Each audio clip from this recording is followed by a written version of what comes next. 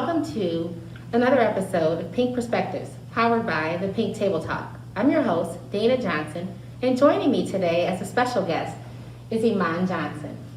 Thanks for having me, David. Thank you, and thank you for being our first male joining us for a seat at the table. I feel honored. It's pink, but it's manly in here. There you go, you comfort. Yeah.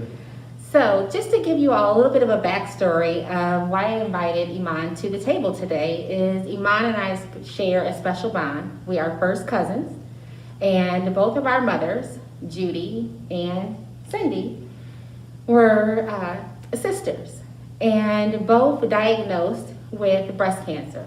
So I felt like it was important to not only have a male at the table, but a young male representing his generation at the table as well, and just to be able to discuss a little bit more about the history of how our family went through the discovery of what breast cancer was all about, our walks of life through participating in walks over the last 17 years, and just where we've come full circle to this present date in 2020. So prior to us coming together, we had a behind-the-scenes conversation about some of the things that we'll be sharing with you today. And I also presented Iman with one of our signature masks. Fits great. Looks good. It look good? You do. Cool. Handsome as always. So, again, just thank you for joining us at the table today. So to start off with, I kind of mentioned that to our audience about just our connection and in relation to our journey through the last 17 years. And not only just my advocacy work, but just your experience as a son having to witness breast cancer itself through your mother.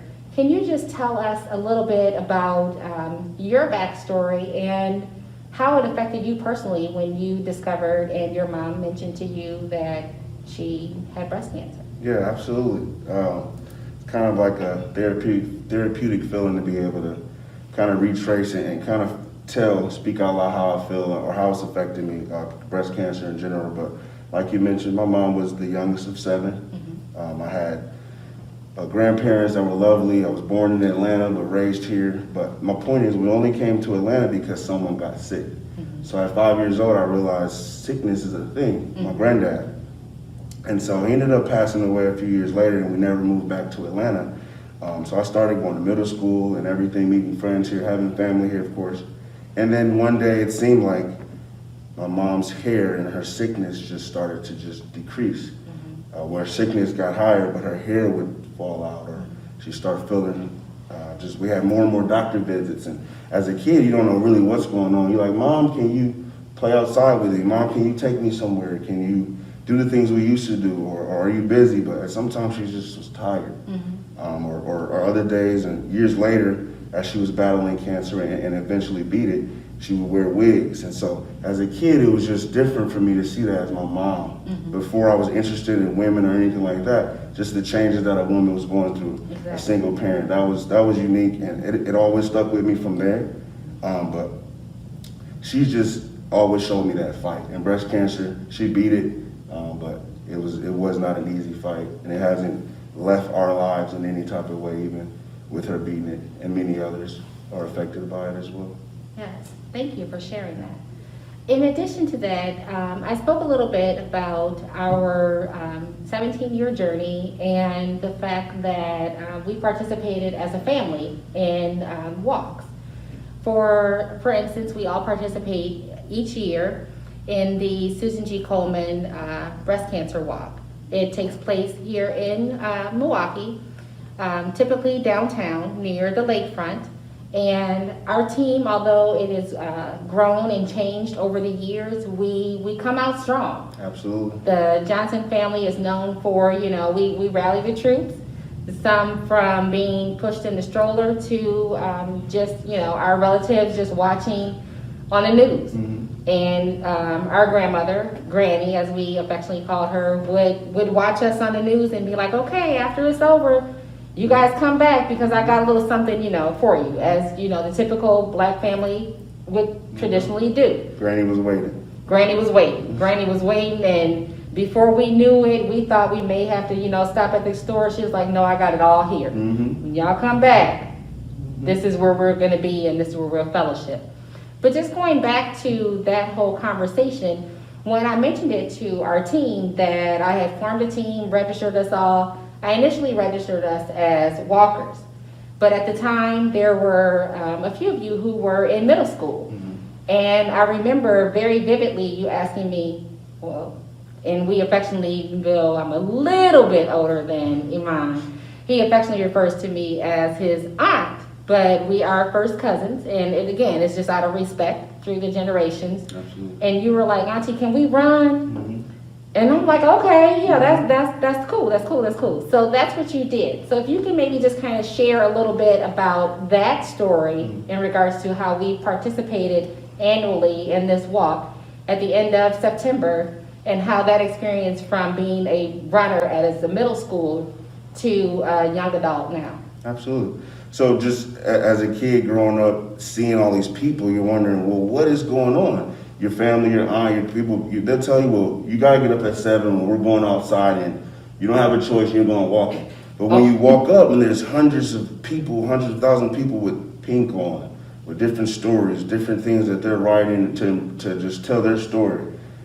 Again, as a kid, I didn't know what was going on, but I haven't missed a year, whether it was online or in person or another state somewhere. I was always trying to get somewhere where breast cancer was being celebrated, the awareness was being brought out, and people cared. And so every year I've been doing that, but as an athlete at the time, it was like, well, I'm not gonna walk. Exactly. All my cousins, my girl, no offense to women, but my cousins that are females, they're walking. But me and my boy cousin, we were like, well, we're athletes and we're gonna track practice tomorrow, so let's just try to get in shape. So it was also fun. So breast cancer always had its even kill, depending on your perspective.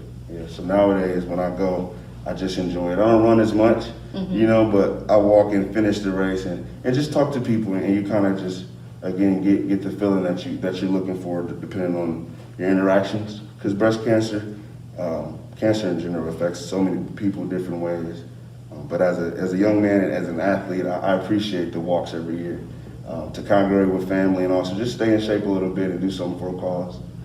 So one thing that I will mention to you in regards to our participation, I don't know if you recall this, and there are pictures, that we'll be sharing on our website, but one of your mom's favorite things, because she was for many years, our survivor on our team. And I look forward to letting her know, okay, in addition to signing up the team this year, I also signed you up for the breakfast. So although our team might get there 5 minutes before we have to hit the pavement, we got to be there a couple hours early because they've got stuff laid out. And she would thoroughly enjoy that because, again, it was a celebration for the survivors who were presently there, or for families who may have had their survivor on their team. And unfortunately, some of those survivors didn't make it to the next year. So we need to be cognizant of that when we talk about the fact that, yes, it is in celebration, but we also need to bring awareness to that fact. That one of the things and the highlights that your mom looked forward to is the Milwaukee Fire Department. Each year at the end of the race, they would be there with these roses and in their full-on garb and these pink t-shirts. And her celebration was them giving her this rose. She loved it. And having that hug and them being there for her. So we recently, you recently had shared with me when you were going through your exam with the fire department. So can you talk about a little bit if that had any, relation to it? It's crazy. I'm 27. My birthday just passed. When I first noticed firefighters at the scene of a breast cancer awareness walk, you're like, well, is there fire? Why are these guys being so nice? And so it didn't really hit me till 2020 when I said, well, you know what, maybe I'll change careers and I want to be a firefighter. But as I thought about it, I said, well, firefighters were always nice to me and my parents and my family. And they were always very respectful. And of course, they have decent lives and things, but I just really kind of enjoy the fact that a firefighter has been around, and I wasn't able to see him in the light without breast cancer. And again, my mom and how she the influence they had on her trickled down to me completely. And I'm in my last one more test for my EMT course, and then I'll be applying to be a firefighter somewhere soon. So hopefully I'll be at one of the races here one time and have on my full gear and be able to get back. I love it. I love it. I love it. So with that being said, if you could also just kind of share your journey in regards to, you spoke about you and Auntie Cindy coming back from Atlanta and then pretty much just settling here, and how the effect of our grandfather and his health. Can you talk a little bit about how breast cancer affected you and affected her during her journey in regards to like a caregiver and the extended family, and how that whole scenario was working? Yeah, kind of on the heavy side, I would speak on cancer being kind of a burden at times, especially to someone going through it at the time. So at times my mom would be less energetic. She would be losing her hair. Years later, after she had surgery and things, I didn't know nothing about breasts, but I knew something was wrong. Mm-hmm. They weren't the same size. They weren't always okay. So years later, she's completely healthy. She beat cancer, and then she has to wear certain shirts, certain tops that kind of help her feel better or fill out because of the surgery. And so I know when you mentioned a product that certain bras that are coming out, I said, man, I wish they were out a few years ago, or something affordable for people. But I know that's a huge thing, the being able to fix your breast and have things appropriately for that. But as far as just when she passed, I could say cancer wasn't on the forefront of my mind at the time. But as I look back and as I grew up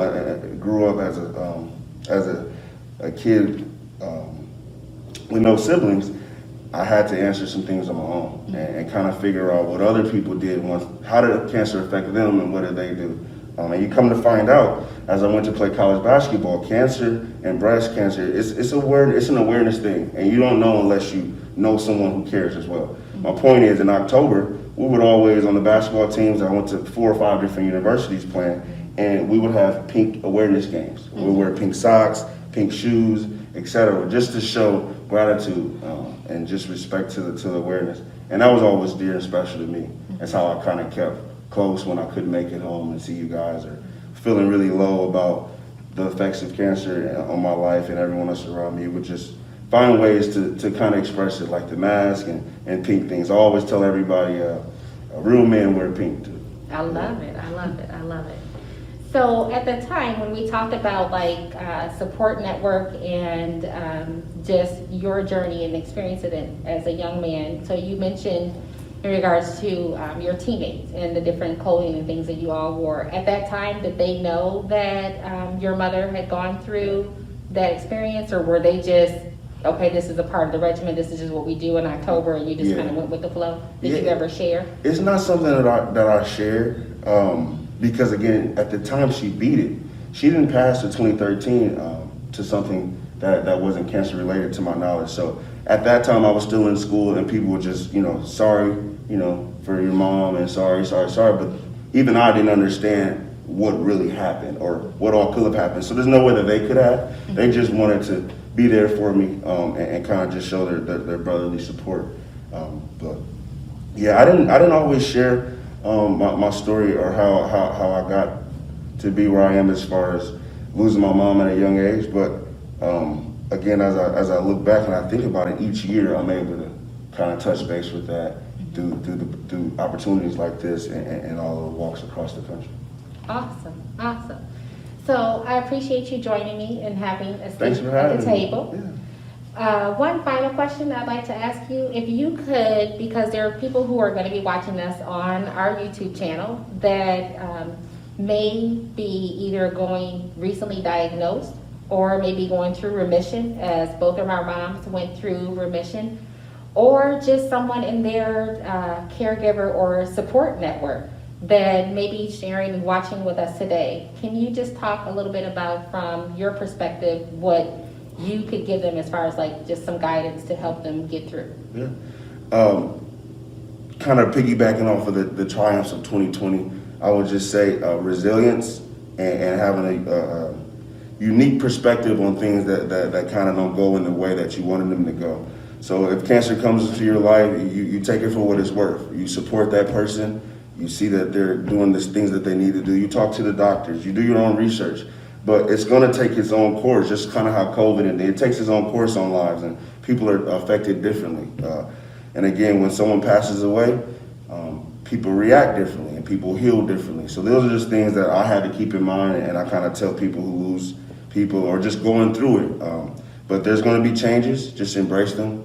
But it's not the end of the world, and if you lose someone, they're your guardian angel forever, and they're still fighting and pulling strings for you, and I wholeheartedly believe that.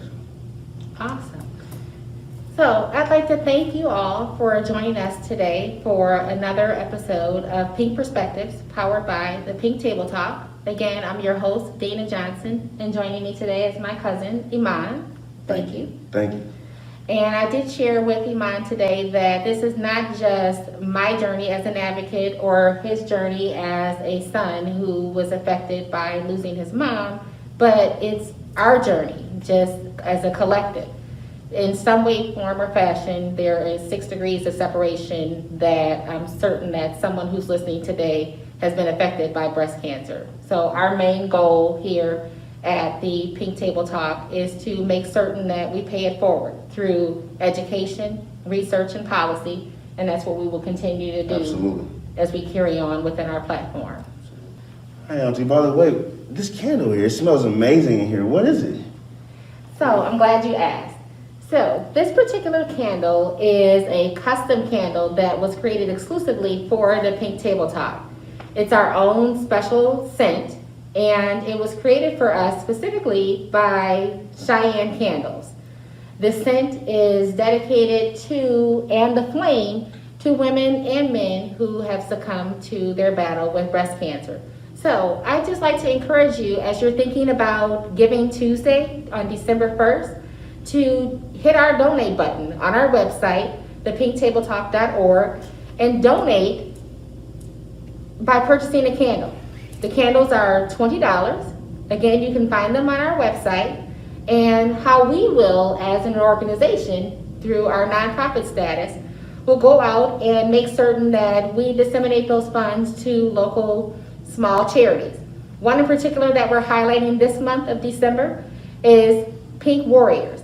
They design exclusive bras that average about $70 or a little bit more, and that can be expensive. Yeah. After you're coming out of a doctor's office and you're being told that you've recently been diagnosed, or if you're at the stage where you've just gone through having your surgery and in need of a bra, and you still want to try to keep it, sexy and cute and things of that nature, that $70 can be a lot and hard hitting to your budget, especially as Iman mentioned earlier, we're in the midst of a pandemic and people are being very, cautious of how they are using their spending budget. So by you donating any small amount, or if you're feeling quite generous, that will help towards this cause. And we will help as a nonprofit and as a collective to make certain that we are doing our part by paying it forward. So please donate. Again, they range at $20, and you can find them on our website, thepinktabletalk.org. Thank you again for joining us today for another episode of Pink Perspectives, powered by the Pink Table Talk. I'm your host, Dana Johnson, and joining me today is my cousin, Iman Johnson. Thank you. I appreciate you. Thanks for having me. Thank you. You can find us on Facebook, Instagram, and Twitter. And also, please take a moment to subscribe to our YouTube channel. The Pink Table Talk will be offering our fabulously scented, custom labeled Pink Table Talk candle. Each one hand poured by Cheyenne Candles as a symbol of continuous support to the causes and awareness of breast cancer. The candle light, we'd like to say, represents an eternal flame that will burn in memory to the lives lost and in commemoration to those who continue the fight with cancer and our never-ending crusade to bring awareness. Proceeds from purchasing go to the building of the Pink Table Talk advocacy and outreach, as well as our ability to support other programs and agencies in kind. Thank you for joining us.